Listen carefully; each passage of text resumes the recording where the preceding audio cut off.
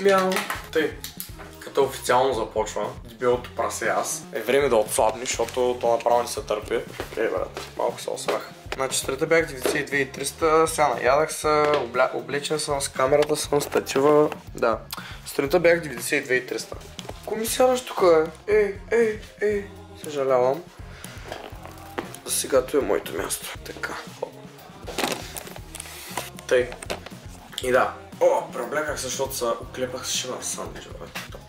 Да, като започна, преди клип как че тренирам с Емил Кръстев, там преди тренировката може би ще ви обясня по-подробно, ама общо взето следят калории, следят сън, следят всичко, брутално нещо за цената, която е. Ако се интересувате, може да я пишете на Strength Squad в Instagram. Наистина уникално обслужване и всичко за това, за тази цена, която предлагат. Това, което се връща е многократно по-добро. И той ще помогне да отслабна, ще видим как ще се получи, да изчистя мазнините. Ако не е, здраве да е, поне ще гледате процеса на провал или успех, защото предния път казах, че ще катвам и качих 5 кила, как ти да е. Да кажа, защото последните месеци не качвам, защото, нали, празници, после сесия, после трябва да се изнасям от квартирата, нанесах се в новото място, което е само яде, брат.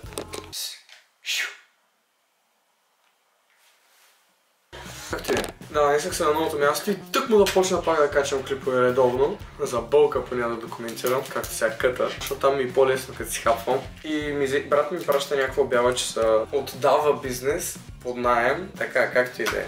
И се поинтересувах, нали, показва се добра офертата и просто реших, че трябва събачка и го взех. И сега ще се разработвам наргиле бар. Той е вече доста от вас, които са от Варна, може би го знаят. Бар Лофт. С това се занимавам последния месец и половина, с говорка на сделката, на всичко покрай него, документации, фирми, глупости. Като цяло, доста хора смислят, може би, че е много лесно. Отваряш си бар, че тракаш с пръсти. Това е, обаче има толкова с работи трябва да се свършат и като не се сблъскам с тях, ако няма доста време. А днес като цяло деня ми ще ходя да се регистрирам фискално устройство.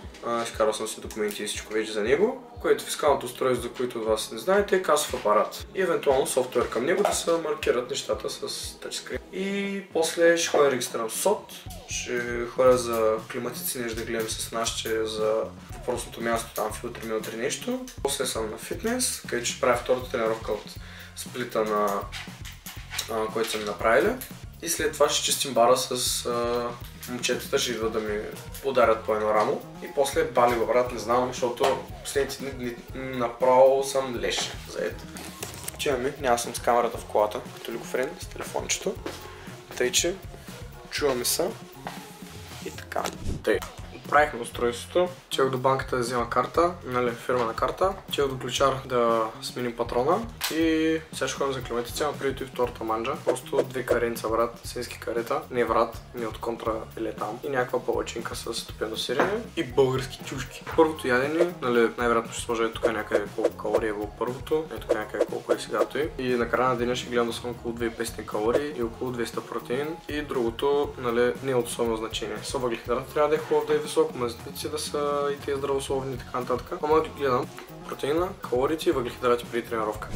Отправих. Сега днеска главно протеин съм ял. На закуската само хляба беше въглехидрат. И ще япваме преди фитнес задължително. Тук имам 80 грама овес, 150 грама банан, 150 мл мляко, канела и 30 грама мед. И това ще ми е хапването преди фитнеса. После един pre-workout. И изчезваме да правим римска. Тя ще ви обяснявам после. Бах стъпка в късенска. Няма себе, ако се слуша мисля. Хем идвам тук, защото е супер празно. И като си имам влоговете да е някакво... да мога да се обяснява спокойствие от такива. Има поне 30 човека в залата и... да, накратко загрявам, както нормално. И после почвам да се присага, като днес имам 4 по 6.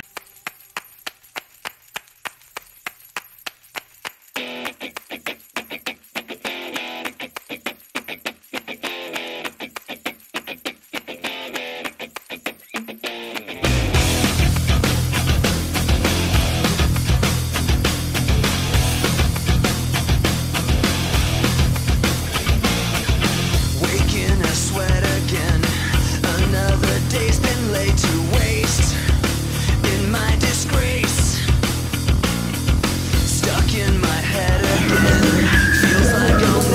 Стигнахме до 110 римска, направихме 6 повторения, 4 серии. В програмата пише RP6, т.е. някакво що горе трудно, за мен си беше що горе трудно, да. Окей, бяха килограмите. След следващото упражнение имам 4 серии по 5 повторения на лежанка, като отново RP6. Идеята е първите няколко седмици, 1, 2, 3, не знам, нали, те ще преценят да са някакви въвеждащи и оттам нататък почнем да градим над основата деца. И да.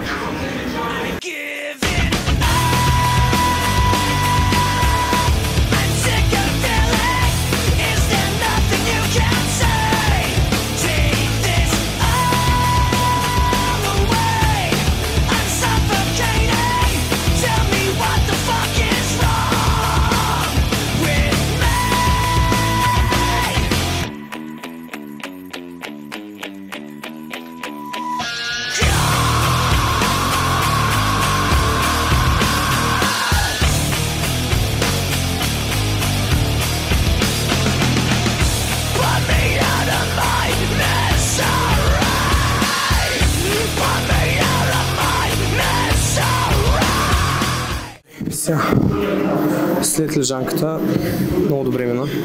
Сега тренировките са много добре, брат. Малко разнообразие, да имаш цел. Всичко ти е подредено, някакво важно. Сега имаме 2 по 10 милитари прес, т.е. даваме на прес направи.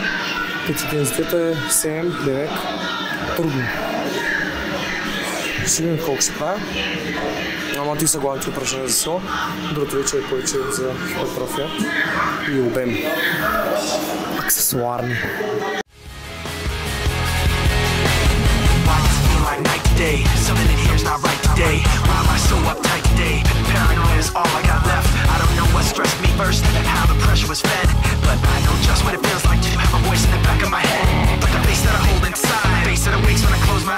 Face that I watch every time I lie. Face that laughs every time I fall.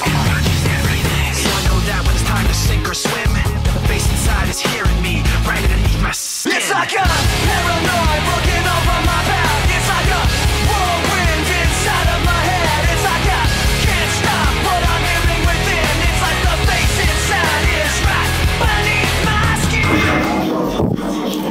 Работа приключи, имам 2 по 10 с крепец, неутрален, пак 7, пак трудно, после имаме задни бедра, и не знам дали ще ги снимам, защото е много зисти, и после имаме трицепс, пулдаун, и той тренировката и после ще ядем.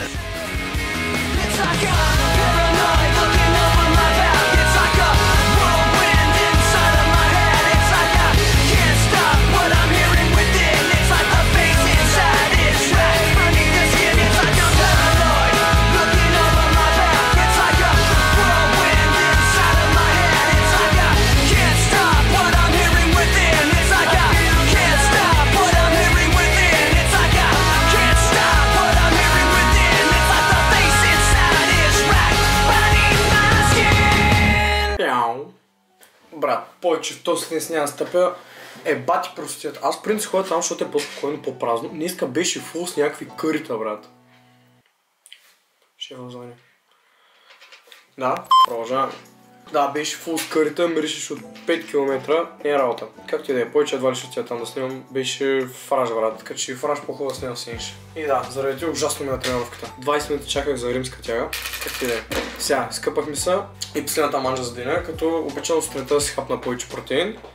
Преди сутринта и на обяд, преди тренировка доста въглехидрат, като нали, овеса, меда и това е. И за вечеря също пак малко въглехидрат. Ето я манджата, 100 грама, 150 грама едно каре, 150 грама дроп сарма, като съм я сметнал 3 пъти ориз, 1 път дроп, нали, агнешки, 1 банан и една ябълка. Като целият ми ден ползвам приложението на Jeff Nippard, не знам дали го знаете, макрофактор, където следи средно аритметично колко килограма си като затеглиш всеки ден, метаболизма ти колко гори и така нататък и така нататък. Много добро приложение и е много практично. Буквално всичко има, с всеки баркод. Даже на галански кебабчетата съм ги вкарал, тъй че ако сканирате баркода, има ги и тях. И за деня, за къта, като за втора седмица, още съм на по-високите калории. Съм на 2600 калории в момента. 197 грама протеин, 82 грама мазнини и 254 грама въглехидрат. Което е перфектно, нямам нито една калория от някакви лайна, в смисъл захари, от никакви вредни работи нямам калории. Което това е най-важното според мен и да се пие вода. Така, сега като се наям, отивам към гипса, ще пушим на наргиле, защото няма да се получи днеска да чистим, нали, наргиле бара, тъй като е 9:30. Утре ще го изчистим, а пък днеска ще довършим клипа от предната седмица за Пловдив. Това е един ден с мен, малко натоварено. Всеки ден е така последните 2 седмици и затова не съм качал, затова нямам време за нищо и така. Ай, пичуем, виждаме се.